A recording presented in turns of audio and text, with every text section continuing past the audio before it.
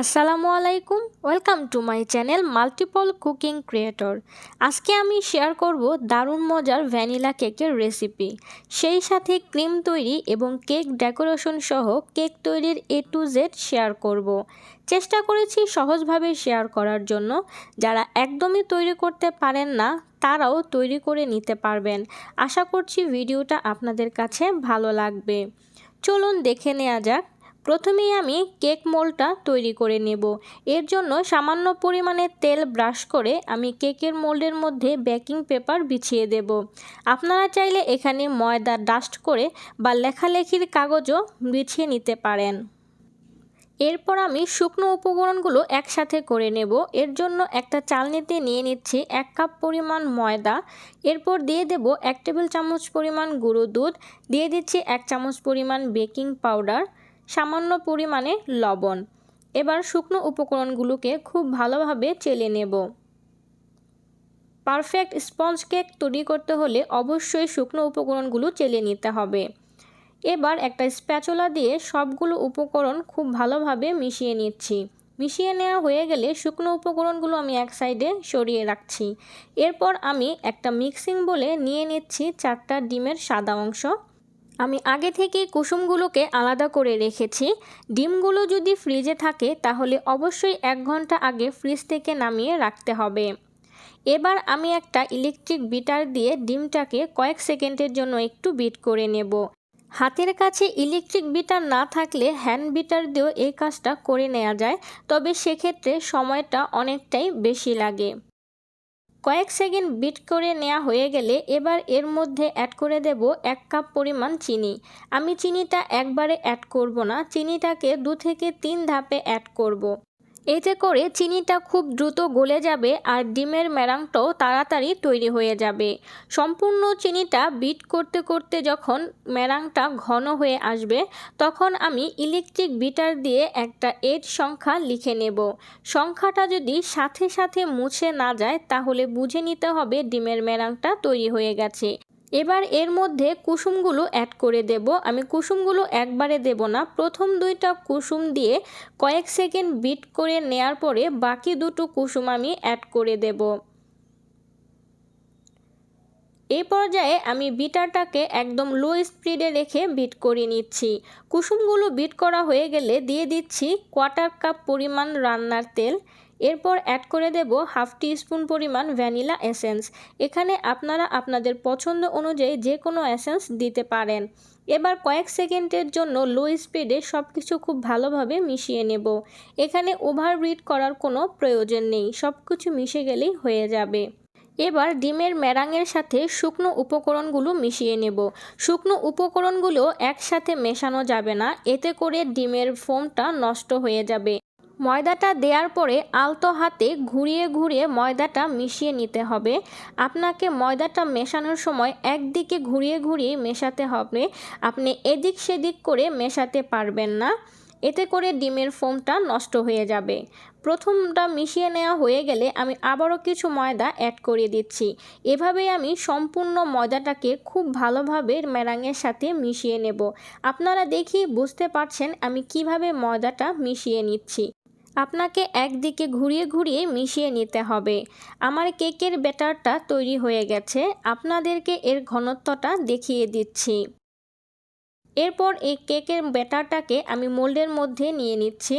মোল্ডের মধ্যে ঢালার সময় চেষ্টা করবেন উপর থেকে ঢালতে, এতে করে ব্যাটারের মধ্যে কোনো বাবল ক্রিয়েট হয় না। এরপর মোল্ডটাকে কয়েকবার ট্যাপ করে নিচ্ছি। এবার কেকটাকে 160 ডিগ্রি সেলসিয়াস তাপমাত্রায় প্রিহিটেড ওভেনে বেক করে নেব 30 থেকে 35 মিনিটের জন্য। ওভেনের সাইজ অনুযায়ী সময় কম বেশি লাগতে পারে। আমার কেকটা হয়ে গেছে, আমি ওভেন থেকে কেকটাকে নামিয়ে নিচ্ছি।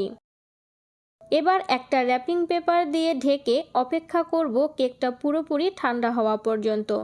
এদিকে আমি বাকি প্রিপারেশনগুলো করে নেব। প্রথমেই সুগার সিরাপ তৈরি করে নেব। এর জন্য 1/2 কাপ পানিতে 3 টেবিল চামচ পরিমাণ পানি দিয়ে আমি খুব ভালোভাবে চিনিটাকে গলিয়ে নেব। আপনারা চাইলে এই কাজটা চুলায় জাল দিয়েও করে নিতে পারেন। আমার চিনিটা খুব ভালোভাবে গলে গেছে। এবার আমি ক্রিমটা তৈরি করে নেব। এর জন্য এখানে 1 কাপ পরিমাণ আমি পাউডার হুইপ ক্রিম নিয়ে নিয়েছি। আপনারা এখানে লিকুইড হুইপ ক্রিম বা বাটার ক্রিমও ইউজ করতে পারেন। এই ক্রিমটাকে 5 থেকে 6 মিনিট বিট করে নিলেই খুব সুন্দর স্টিফ হয়ে যাবে। বিট করতে করতে ক্রিমটা যখন ঘন হয়ে যাবে তখন বুঝে নিতে হবে ক্রিমটা তৈরি করা হয়ে গেছে। আমি আপনাদেরকে দেখিয়ে দিচ্ছি ক্রিমটা কতটা পারফেক্ট হয়েছে। বাটিটা উল্টো করে ধরলেও ক্রিমটা নড়াচড়া করছে না। এবার সামান্য ক্রিমের মধ্যে আমি 1/2 চামচ পরিমাণ নীল রং মিশিয়ে নিচ্ছি। আপনারা আপনাদের পছন্দ অনুযায়ী যে কোনো কালার অ্যাড করে নিতে পারেন। মিশিয়ে নেওয়া হয়ে গেলে আমি ক্রিমটাকে ফ্রিজের মধ্যে রেখে দেব সেট হওয়ার জন্য। অন্যদিকে সামান্য ক্রিমের মধ্যে হালকা সবুজ কালারও মিশিয়ে নেব। মিশিয়ে নেওয়া হয়ে গেছে। এদিকে আমার কেকটাও সম্পূর্ণ ঠান্ডা হয়ে গেছে। র্যাপিং পেপারটা তুলে নিচ্ছি। এবার কেকটাকে আনমোল্ড করে নেব। এর জন্য একটা নাইফ দিয়ে কেকের চারো সাইডটা আমি একটু আলগা করে নিচ্ছি, এতে কেকটা আনমোল্ড করতে সুবিধা হবে। কেকটাকে আমি আনমোল্ড করে নিয়েছি। এবার উপর থেকে বেকিং পেপারটা তুলে নিচ্ছি। আপনাদেরকে দেখিয়ে দিচ্ছি কেকটা কতটা সফট হয়েছে। দেখেই বুঝতে পারছেন। এবার কেকটাকে আমি 3টা স্লাইসে ভাগ করে নেব। আপনারা চাইলে 4টা স্লাইস বা 2টা স্লাইসেও ভাগ করে নিতে পারেন। আমার কেকটা স্লাইস করা হয়ে গেছে। এবার কেকটা ডেকোরেশন করে নেব। এর জন্য প্রথমেই আমি বোর্ডের উপরে সামান্য পরিমাণে ক্রিম লাগিয়ে নিচ্ছি। এতে করে কেকটা সাজানোর পরে নড়াচড়া করবে না। এরপর কেকের একটা স্লাইস দিয়ে দিচ্ছি। এবার সুগার সিরাপ দিয়ে দেব। আপনারা চাইলে এখানে দুধও ব্যবহার করতে পারেন। সুগার সিরাপ দেওয়ার কারণে কেক ডেকোরেশন করার পরে কেকটা ড্রাই হয়ে যায় না। সুগার সিরাপ দেওয়া হয়ে গেলে আমি একটা পাইপিং ব্যাগের মাধ্যমে কেকের ওপরে এভাবে ক্রিম লাগিয়ে নিচ্ছি। এভাবে দিলে চারদিকে সমানভাবে ক্রিমটা সেট হয়, কোথাও উঁচু বা নিচু হয় না। এবার একটা স্প্যাচুলা দিয়ে ক্রিমটাকে একটু সমান করে দিচ্ছি। এরপর কেকের আরেকটা স্লাইস ওপরে বসিয়ে দেব। এরপর আবারও কেকের ওপরে সুগার সিরাপ দিয়ে দিচ্ছি। সুগার সিরাপ দেওয়া হয়ে গেলে আমি আবারও একইভাবে কেকের উপরে ক্রিমটা লাগিয়ে নেব। ক্রিম লাগানো হয়ে গেলে স্প্যাচুলা দিয়ে সমান করে দিয়ে সর্বশেষ লেয়ারটা বসিয়ে দেব। আবারও কেকের উপরে কিছুটা সুগার সিরাপ দিয়ে দিচ্ছি। দেয়া হয়ে গেলে আমি কেকের উপরে ক্রিমটা লাগিয়ে নিচ্ছি। পাইপিং ব্যাগের মাধ্যমে ক্রিমটা লাগিয়ে নিলে ক্রিমটা অপচয় কম হয় আর কেকটা ফিনিশিং করতেও সময় কম লাগে। এবার একটা স্প্যাচুলা দিয়ে কেকের উপরের সাইড আর কেকের চারো সাইড ক্রিম দিয়ে খুব ভালোভাবে কভার করে নেব। এতে করে কেকটা দেখতে সুন্দর লাগবে। আমার কেকটা মোটামুটি ফিনিশিং করা হয়ে গেছে। এবার কেকটাকে ডেকোরেশন করে নেব। এর জন্য 2D নজেল দিয়ে আমি কিছু ফুল তৈরি করে নেব। এই ফুলটা তৈরি করা খুবই সহজ। হালকা চাপ দিয়ে ঘুরিয়ে নিলেই তৈরি হয়ে যাবে। আশা করছি আপনারা দেখেই বুঝে নিতে পারছেন আমি কিভাবে তৈরি করে নিচ্ছি। ফুলগুলো তৈরি করা হয়ে গেলে এবার একটা স্টার নজেল দিয়ে আমি অপর সাইডে এভাবে ছোট ছোট ফুল তৈরি করে নেব। এতে করে কেকটা দেখতে আরও সুন্দর লাগবে। এরপর কেকের সাইডে আমি রাইটিং নজেল দিয়ে এভাবে লতার মতো এঁকে দিচ্ছি। এরপর কেকের নিচের বর্ডারে ছোট ছোট বলের মতো ডিজাইন করে দেব। এতে কেকটা দেখতে আরও বেশি সুন্দর লাগবে। এবার সবুজ রং দিয়ে ফুলের মাঝখানে মাঝখানে আমি পাতা তৈরি করে দেব। এতে করে কেকটা দেখতে আরও বেশি সুন্দর লাগবে। আমি পাইপিং ব্যাগ কেটে পাতাগুলো তৈরি করে নিচ্ছি। আপনারা চাইলে এখানে লিফ নজেলও ব্যবহার করতে পারবেন।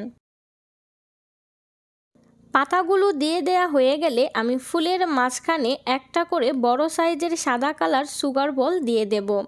কেকটা মোটামুটি সাজিয়ে নেওয়া হয়ে গেছে। এবার কেকের উপরে কিছু লেখার পালা। আপনারা আপনাদের পছন্দ অনুযায়ী যে কোনো কিছু লিখে নিতে পারেন। আমি আমার চ্যানেলের নাম লিখে নিচ্ছি, মাল্টিপল কুকিং ক্রিয়েটর। যদিও আমি কেকের ওপরে খুব সুন্দর করে লিখতে পারি না, আশা করছি আপনারা আমার চেয়ে ভালো করে লিখতে পারবেন। লিখে নেওয়া হয়ে গেলে আমি কেকের এক সাইডে মাল্টি কালারের স্প্রিঙ্কেল ছড়িয়ে দেব, এতে করে কেকটা দেখতে আরও বেশি সুন্দর লাগবে। দেখলেন তো কত সহজে ঘরেই তৈরি করে নেওয়া যায় দারুণ মজার এই কেক। আমার এই রেসিপি ফলো করে যে কেউ তৈরি করে নিতে পারবেন দারুণ মজার এই কেক। আমি আপনাদেরকে কেকটা একটু কেটে দেখাচ্ছি, দেখেই বুঝতে পারছেন কেকটা কতটা সফট হয়েছে, আর ভেতরের লেয়ারগুলোও কত সুন্দরভাবে বোঝা যাচ্ছে। আমার এই রেসিপি ফলো করে যদি বাসায় কেউ তৈরি করে থাকেন, আশা করছি নিরাশ হবেন না। আর এমন আরও মজার মজার রেসিপি পেতে আমার চ্যানেলটা সাবস্ক্রাইব করে পাশের বেল বাটনটা অন করে রাখবেন। লাইক, কমেন্ট অ্যান্ড শেয়ার করতে ভুলবেন না। সবাই ভালো থাকবেন, সুস্থ থাকবেন। আল্লাহ হাফেজ।